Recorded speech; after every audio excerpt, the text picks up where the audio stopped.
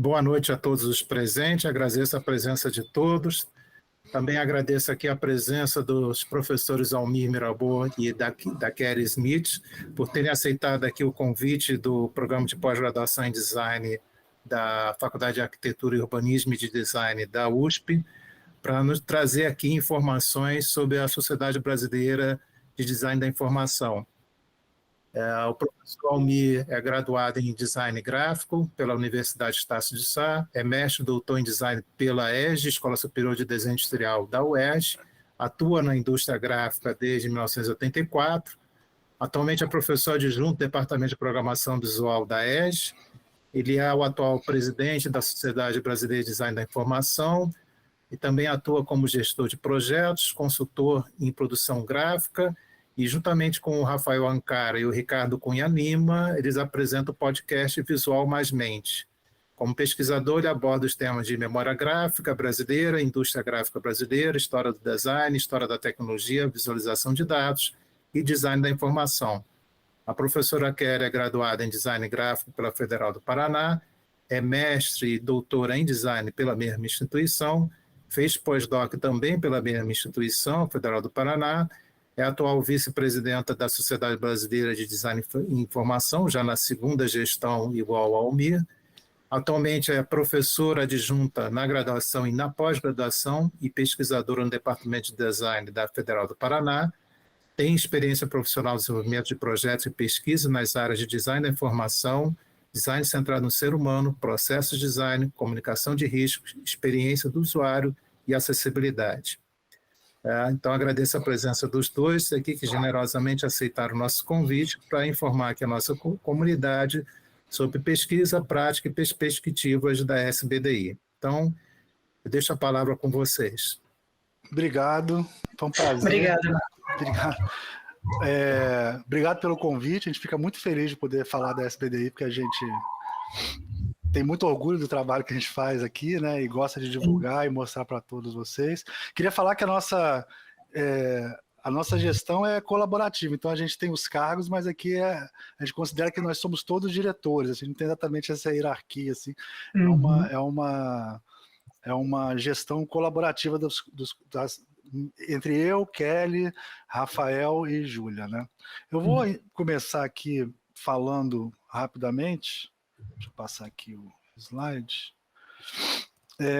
Bom, a SBDI foi fundada em outubro de 2002, né? Então a gente está numa efeméride, estamos em várias efemérides agora, nesse ano, no ano passado, nesse ano que a gente vai comentar com vocês no futuro, né?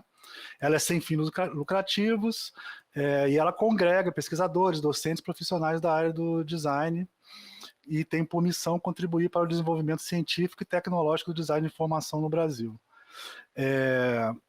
Essas diretrizes, né, que a gente tenta trabalhar na SBDI, elas servem como um norte para a gente, né?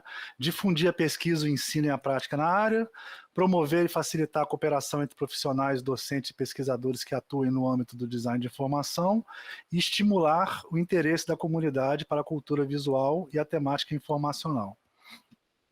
Essa é a nossa diretoria, né? A gente foi reeleito.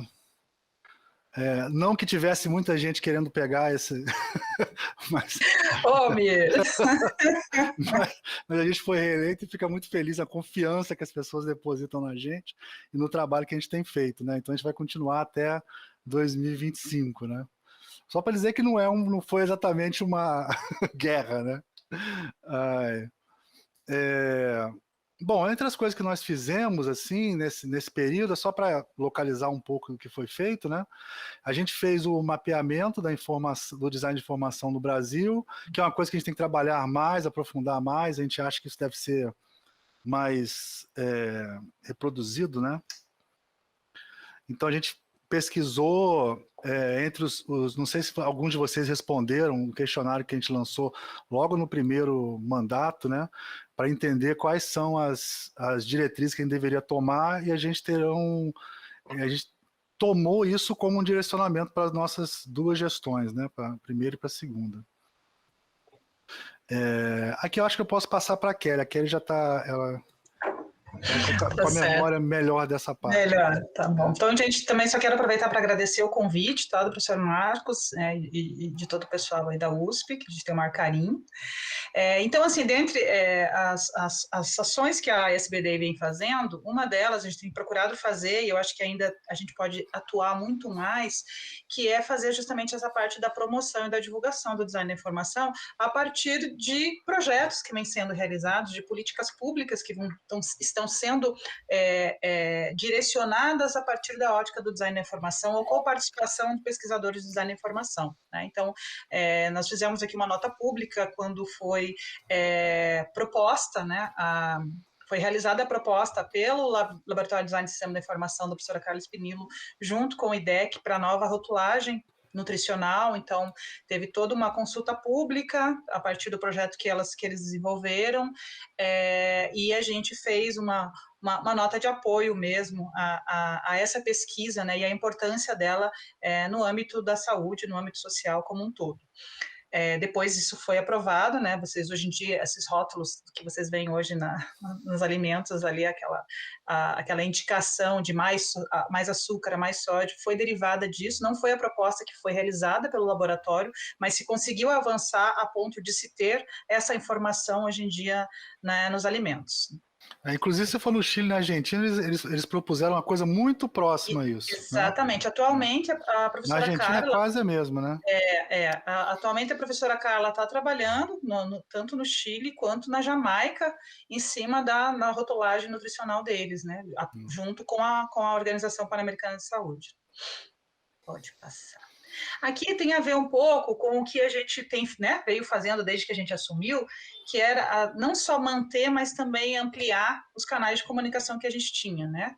Antigamente, quando a gente pegou a gestão. Então, a gente passou a, dentro do possível, divulgar um pouco mais de informação no YouTube, no Instagram, como principal rede que a gente começou a utilizar, e no Twitter um pouco, né, mais leve, mais lento, diria, a participação. Né? No Twitter ninguém merece mais também, né? Então, acho que a gente, né? E aí a gente acabou também fazendo a manutenção do Facebook em algumas publicações, apesar que esse ano a gente já viu que talvez a gente está medindo ainda o quanto vale a pena, porque a gente tem perfis diferentes de usuários, né? Com idades diferentes e que usam diferentes redes sociais, então acabou não sendo uma rede tão promissora no sentido de ampliar o conhecimento, mas sim de manter informados aquelas pessoas que já nos conheciam e que ainda utilizam essas redes.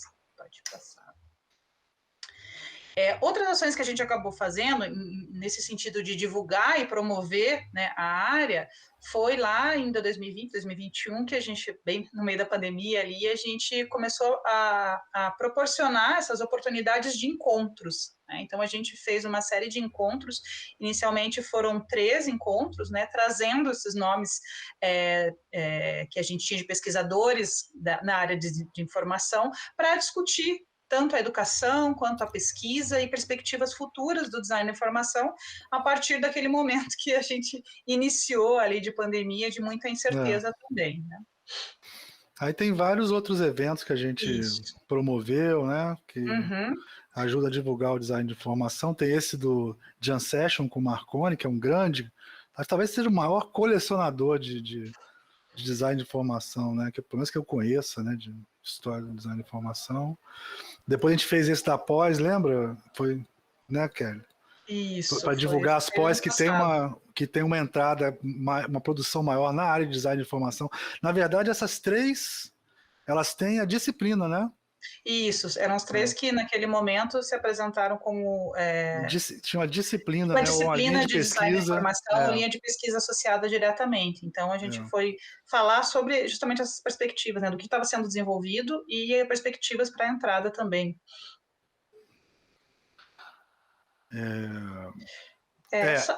Isso eu acho que é um ponto bem importante, né, Almir? Desde que a gente assumiu a gestão, né, e conversando, claro, sempre com o conselho, né, com as nossas bases no design da informação, né, nas pessoas que nos apadrinharam, de certa forma, né, com conhecimento, com a pesquisa e com incentivo para entrar para a SBDI, que é rever a questão da própria definição do que era design da informação. né? Então, a partir de uma consulta com o conselho científico e discussões, né, a gente fez várias pesquisas sobre como o design da informação vinha sendo definido mundialmente, né, qual era o nosso entendimento dentro do que a gente considerava, né, efetivo para o nosso contexto também, e a partir da adoção da definição que é utilizada pelo Triple ID, a gente pensou na nossa reformulação e refinou a definição do que a gente tinha mesmo, né? Que é então a definição que a gente usa hoje. Almir, você quer enfatizar? Design de informação é uma área do design cujo propósito é a definição, planejamento e configuração do conteúdo de uma mensagem e dos ambientes em que ela é apresentada, com a intenção de satisfazer as necessidades informacionais dos destinatários pretendidos e de promover eficiência comunicativa. A gente se aproximou da comunicação. Eu acho que essa definição é uma definição interessante, mas não quer dizer que não seja um trabalho ongoing, né? Isso sempre a gente vai estar aprimorando, né? E a gente, cada dia que passa, a gente encontra... Para a gente é importante saber onde é que está o design de informação no seu trabalho, no fundo, né, Kelly? É isso. Onde é que entra o design de informação? Não é porque você está fazendo um trabalho de antropologia, o design pode... o design de informação pode ser parte desse seu trabalho, né? Então, a gente tenta trazer esse enfoque o máximo possível. A gente encara isso mais como um conceito que como uma definição, né? Assim, isso. Né? Uhum. Então, aqui só essa ênfase, né, na questão do definir, planejar e configurar o conteúdo, né, que eu acho que é isso, essa modelagem que a gente traz para a informação, independente do meio no qual ela vai ser disponibilizada, né, e sempre com esse foco ainda pensando na abordagem centrada nas pessoas, né, e nessas necessidades que realmente as pessoas têm. Pode passar, né? A gente é uma associação, a gente precisa de associados, né? Então, se vocês quiserem conhecer mais, tem mais detalhes, né, no site, vocês podem ver os últimos congressos. O site está, cada dia que passa, está ficando com mais conteúdo, né? A gente está conseguindo colocar a memória de outros CIDs lá dentro e tal. É interessante vocês buscarem, né? A gente tem um sistema de gestão de associados que a gente está revendo se vai continuar ou não, mas de toda maneira ele trouxe vantagens para a gente de poder controlar melhor e ter dados, né? Então a gente tem dados, a gente tem relatórios, a gente sabe quantos associados a gente tem, a gente sabe onde é que eles estão espalhados pelo Brasil, então isso tem sido muito interessante para a gente entender melhor o que é o design de informação no Brasil, né? Inclusive fora dos grandes centros, fora das capitais, né? E aí a gente está trabalhando algumas coisas, já fez uns dashboards para pensar como é que está espalhado. Vocês vão ver que a concentração ainda é muito Curitiba, São Paulo, Rio de Janeiro e Pernambuco, né? Mas a gente já está conseguindo ter uma... Isso aqui é de 2021, a gente vai estar atualizado no próximo, né? CID, né? Priscila está aí? Eu não sei se a Priscila está aí. Esse né, o nosso olhinho brilha quando a gente fala. A gente existe por causa disso. Exatamente. Acho que a função de uma sociedade é justamente a Priscila está aí. Pesquisa, aí, nossa mestra, é difundir a pesquisa, mas principalmente ter essa possibilidade dessa divulgação científica por um periódico de qualidade, né? E é o que a gente... Né, gratuito, né, de extrema qualidade. O pessoal reclama de pagar a associação e de pagar o congresso, mas é graças a isso que a gente consegue ter infodesign para vocês poderem e aí, publicar. com muita dificuldade manter, né, com muito esforço da Priscila e da equipe dela para conseguir manter. Com a nota alta, né? Então, exatamente. Sempre lembrem disso quando reclamar de pagar a associação, viu? Priscila quer falar alguma coisa? Não sei se a Priscila... Não, na verdade eu tô... Desculpa, Priscila, só fiquei... Eu tô sem microfone. É só pela hierarquia, só que eu... Bem, para quem não conhece... O Rafael, a gente está no mesmo ambiente e eu tô sem fone, então por isso que eu tô com o microfone desligado, mas é isso aí. Bem, a Infodesign é o principal periódico da área, um dos periódicos super qualificados, né? Também está no extrato A da CAPES, do QualisCap também. Tem produzido, tem publicado artigos, né, de nível internacional também, com convidados internacionais, então a abrangência está ficando cada vez maior e o nosso empenho, né, assim, a nossa energia, a gente, dentro do possível, está tentando focar, direcionar, pensar em estratégias e recursos, principalmente, para poder melhorar, né, toda essa abrangência da revista mesmo, porque a gente sabe o quanto é trabalhoso, né, para a equipe que mantém a revista ali com a editoria da Priscila. Né? Agora o Congresso Internacional de Design e Informação, eu peguei umas fotos antigas aqui para vocês verem da primeira edição. Tem a Priscila aqui na foto, ó. Vamos ver se vocês identificam a Priscila nas fotos. Isso aqui é quando tudo estava no começo, tá, gente? No começo da internet, até o visual, a escolha da tipografia, vocês vão ver que... O CID é o outro motivo, né, da sociedade existir, é para promover um espaço de discussão. A sociedade existe para promover esses espaços de discussão, e o Congresso é onde isso se materializa de forma mais aberta, né, mais participativa, né, e a revista como a principal fonte de divulgação científica. E aqui eu achei muito legal que o Almir conseguiu resgatar essas imagens lá, de 2003, quando foi o nosso primeiro CID, né, em 2003, em Pernambuco, 2003. Como diz o Almir, quando tudo era mato. Quando tudo era mato. Até a tipografia, né, cara? 2 pontos em vez de 3. Ó. Essa era a apresentação deles que eu consegui, achei num computador da Edna lá. Aí, ó, 66 artigos, aí isso é legal também pra gente comparar, pra gente ver como que a gente cresceu, né? 195 participantes, 8 países, já começou bem, né? 13 estados, começou muito bem. 8 países participando já, né?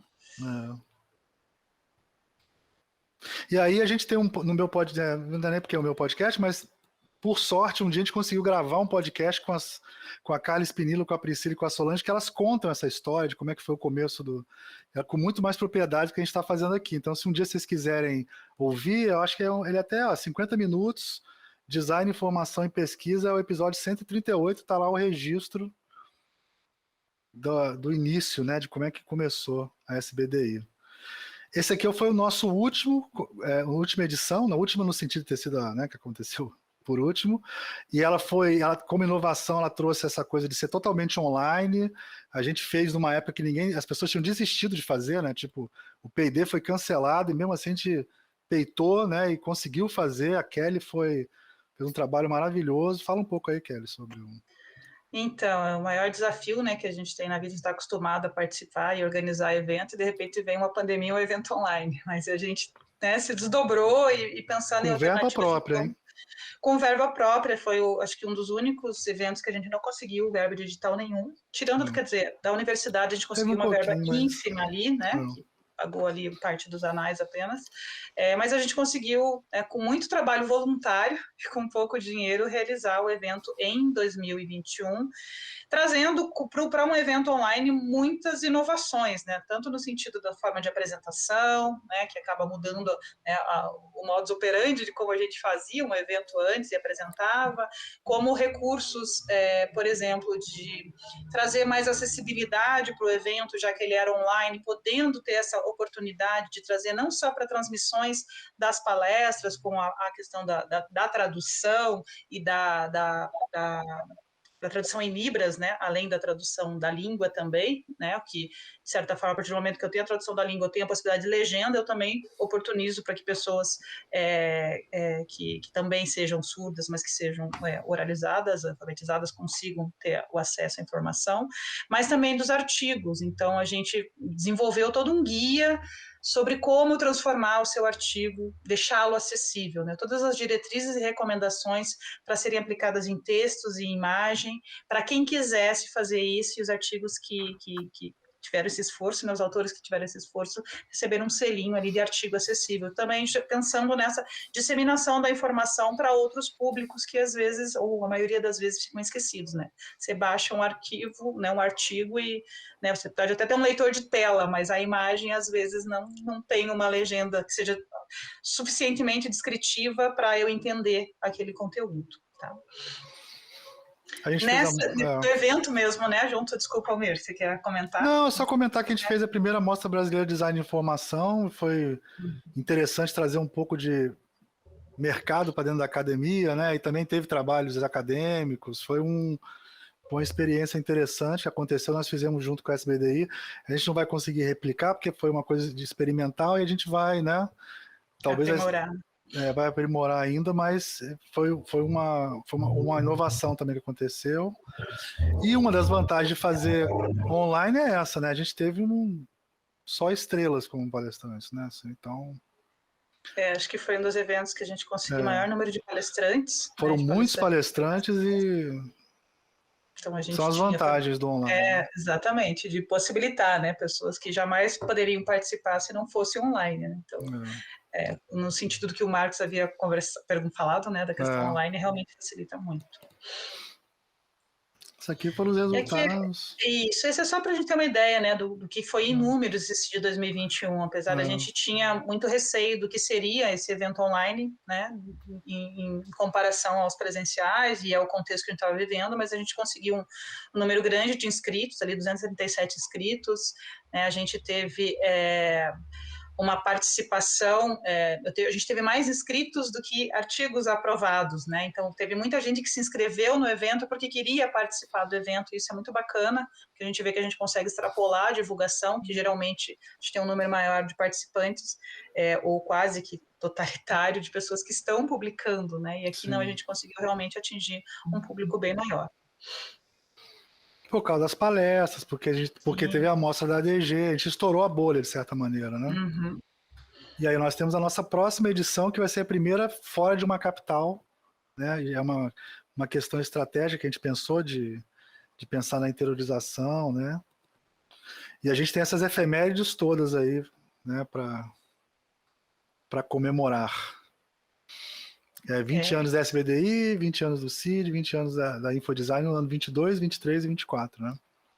Então, esse é o meio. Então, a gente tem um marco importante aqui nesse momento. Então, acho que até essa conversa hoje é bacana, nesse sentido, né? De a gente poder apresentar à sociedade e essa trajetória desses 20 anos. Claro que de uma forma muito resumida, tem muita coisa que poderia ser dita aqui, mas a gente precisaria de algumas horas.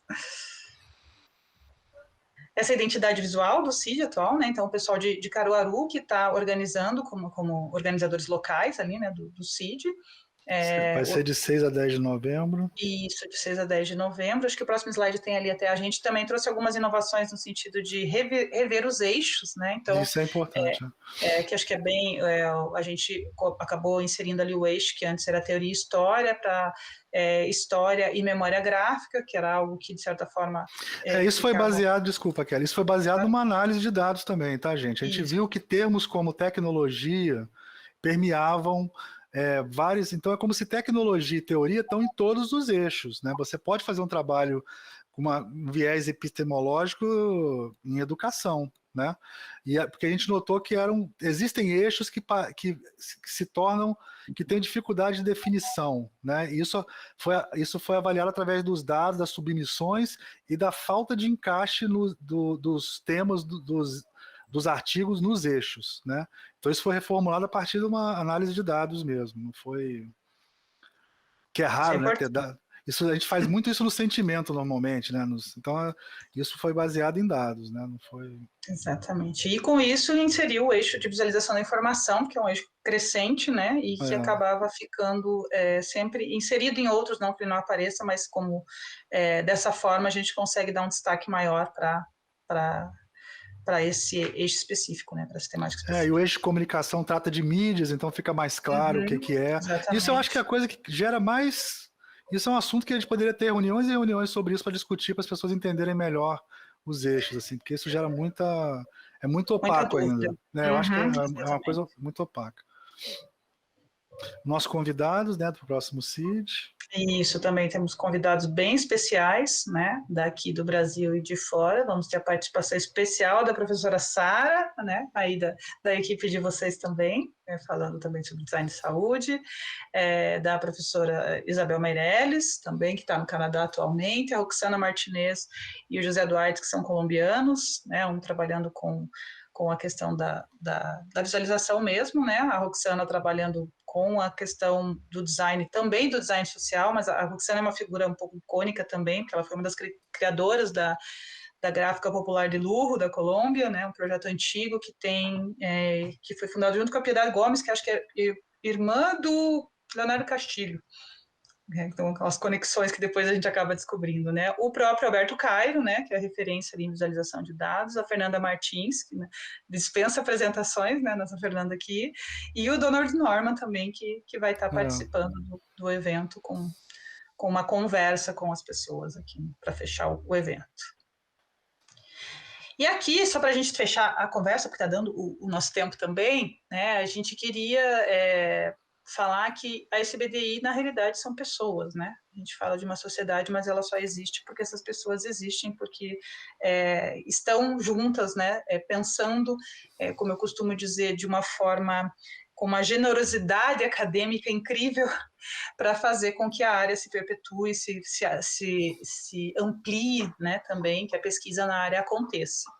Então, nesse sentido, a gente tem alguns pensamentos em termos de futuro, algumas coisas, algumas definições que a gente precisa, né, que a gente traz para compartilhar com vocês, né, e para deixar aberto, inclusive, as sugestões de vocês e participação de vocês também, né? Pode passar, né? Uma delas é no sentido do que a gente precisa fazer para fortalecimento da área e está buscando fazer, ou tem interesse em fazer, né? Que seria nesse sentido de, agora já nesse CID, a gente está colocando uma atividade especial, que são os grupos de interesse especial, que a ideia é a gente montar ele ali no CID, né? As pessoas que têm interesse em áreas comuns ali dentro do design da informação, se reunirem e realmente formarem esses grupos que possam desenvolver ações entre CIDs, né? Então, não é bem um grupo de trabalho, é um pouco diferente, mas com uma dinâmica que a gente possa promover mais a área de acordo com esses interesses. Porque isso é importante, porque é interessante você ter os eixos de pesquisa alinhado com o que os laboratórios e com o que os pesquisadores estão fazendo, né? Então a gente tem essa preocupação, essa questão dos eixos tem que estar mais ou menos baseado nisso. E eu acho que os SIGs vão ajudar a gente, da mesma maneira que deu super certo com os memoráveis, né? A Priscila participou da conversação dos memoráveis, que acabou que virou um grupo de pesquisa, porque juntou 40 pessoas. Hoje em dia, o memorável, acho que são 40 ou 60 pesquisadores de memória gráfica que se encontram semanalmente para discutir. Então, a gente quer que isso aconteça também, né, dentro do âmbito do design de informação. Isso. Apesar dos memoráveis ser praticamente todo mundo da SBDI. Já é um grupo de interesse. Já é um grupo de interesse da SBDI. Né? Exatamente. Mas o que a gente percebeu nos levantamentos mesmo e a partir dos últimos CIDs, né, e até analisando a partir de 21, que eu participei mais junto com o Rafael, mas a questão da educação mesmo, design da formação, né, o quanto a gente está nos currículos de alguma forma, né, seja de graduação quanto de pós-graduação, e o quanto a gente está trabalhando a educação em design da informação. Então, tem muita coisa a ser feita ainda, né? Não só em nível de graduação, mas de literacia visual mesmo, né? Que a gente poderia estar atuando um pouco mais. O fortalecimento de parcerias também, que eu acho que, enquanto sociedade, né, Almir, a gente poderia estar, se fortalecer a partir de outras parcerias com outras instituições, com outras sociedades, com essa aproximação das próprias pós-graduações, que é algo que a gente iniciou ali o ano passado, mas ainda está de modo muito tímido, que a gente acha que a gente precisa estar junto para poder fortalecer. Dos grupos de pesquisa, como ele falou, e dos laboratórios, que acho que é fundamental, porque são eles justamente que vão estar alimentando, né, a área como um todo, e aí sim, esses grupos de interesse também, e de publicações, que é algo que na área aqui a gente ainda tem muito pouco, né? A gente tem a ideia de um projeto de trazer, de traduzir muitas das obras clássicas e tentar, né, ver a produção de novas obras com novos olhares, ou mais contemporâneos até do design da informação, e a gente acaba ainda tendo pouco acesso, principalmente em nível de graduação, né? Claro, sim, que a gente está falando de algumas experiências, não que isso se aconteça em todos os lugares. E dentro desse fortalecimento, o nosso futuro próximo ali, né, que a gente está pensando, primeiro, o próximo CID, que a gente já tem que estar, né, pensando como vai ser, né, onde vai ser, esse agora nem aconteceu, mas a gente já tem que estar preocupado, né, com que instituições estariam interessadas, sim, e gostariam de participar, de vestir essa camisa da divulgação científica mesmo, das atividades regionais também. A gente acaba tendo atividade muito intensa durante o CID enquanto sociedade, né? É um empenho muito grande ali, dando apoio, pelo menos nessas 2 gestões que a gente está, a gente tem feito isso para o CID. E aí, só que a gente acaba não tendo, às vezes, pernas e braços para alcançar outras regiões que a gente poderia alcançar com outras ações. Então, essas atividades regionais, essas parcerias regionais, elas seriam bem importantes. A ampliação do incentivo ali, a parte de divulgação científica, principalmente da revista, né, que é algo que tem muita coisa que a gente sabe que poderia ser melhorado, mas falta perna, falta verba, né, para que a gente possa contratar pessoas que possam dar um suporte maior para que diminua, né, a carga de trabalho das pessoas que acabam tocando a equipe toda, né, da revista. E uma coisa que é bem importante que a gente tem discutido, para fechar aqui, é a parte da própria comunicação pública da ciência, né? A gente tem feito muito, o que a gente tem feito tem sido muito no sentido de divulgação científica, mas não de comunicação pública da ciência. Então, levar, né, para a sociedade, discutir o design da informação, ou esse potencial, os benefícios do design da informação para a sociedade, para que a área também seja reconhecida não só como no meio científico, né? A gente está falando uma sociedade científica, mas hoje em dia a gente já tem uma visão de que a gente precisa extrapolar a ciência enquanto essa coisa hermética, né? E precisa ampliar nesse sentido. Tá? Inclusive a nível de linguagem, né? Inclusive a nível de linguagem. Exatamente. A gente tem que mudar. Inclusive, se você fizer uma pesquisa, todos os divulgadores científicos, a maioria deles são comunicadores, eles não são nem cientistas. Então a gente tem um problema de linguagem, né, para estourar essa bolha. Acho que é isso, Kelly. Você terminou brilhantemente, né? Esses aqui são os nossos contatos, nossos canais de comunicação. Acho que depois a gente disponibiliza para vocês essa apresentação. Sim. O Marcos passa para vocês. Obrigado, gente. Obrigado, gente. Acabamos certinho, viu? Obrigado, professor Zalmir, professora Kelly.